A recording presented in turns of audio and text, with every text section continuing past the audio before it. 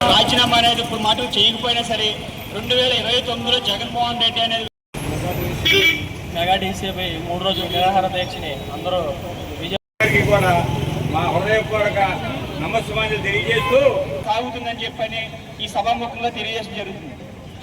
అధ్యక్షుడు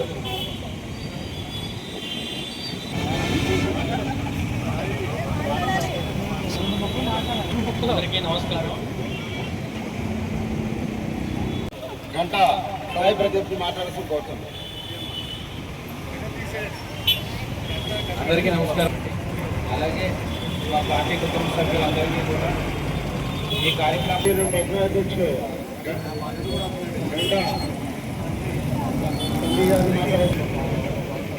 DSC relay నిరాహార దీక్షలకు ఈరోజు పార్టీ జాతీయ అధ్యక్షుడు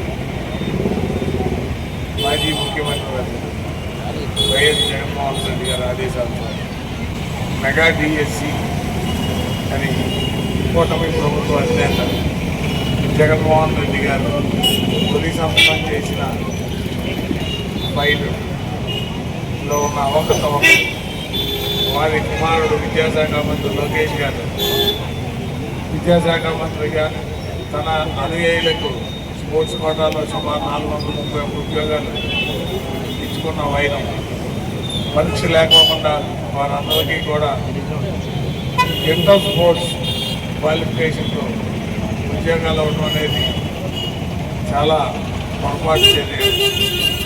కావున ఈ యొక్క పొరపాటు చర్యను ఒకసారి సిబిఐ ఎంక్వైరీ చేసి దీనిలోని దోషులందరినీ కూడా శిక్షించాలని, డిఎస్సి ఎవరైతే అర్హులో వారందరికీ కూడా ఉద్యోగాలు ఇవ్వాలని, పోలవరంలో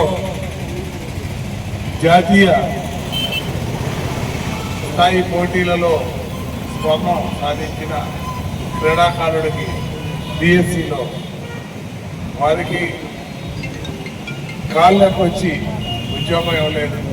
అలాంటి ఎవరైతే విద్యావంతులు అర్హులు ఉన్నారో వారందరికీ కూడా స్పోర్ట్స్ కోటాలో వారి ఉద్యోగాలు వారికి ఇవ్వాలని, డిఎస్సి అక్రమాలపై సిబిఐ ఎంక్వైరీ జరగాలి, విద్యాశాఖ మంత్రి లోకేష్ గారు రాజీనామా చేయాలని డిమాండ్ చేస్తూ ఈ రిలే నిరాహార దీక్ష ప్రతి ఆంధ్రదేశంలో ఉన్న ప్రతి ఒక్క విద్యావేత్త, ప్రజలు, నిరుద్యోగులు, మహిళలు అందరూ కూడా దీనికి సంఘీభావం తెలపాలని కోరుతున్నాం.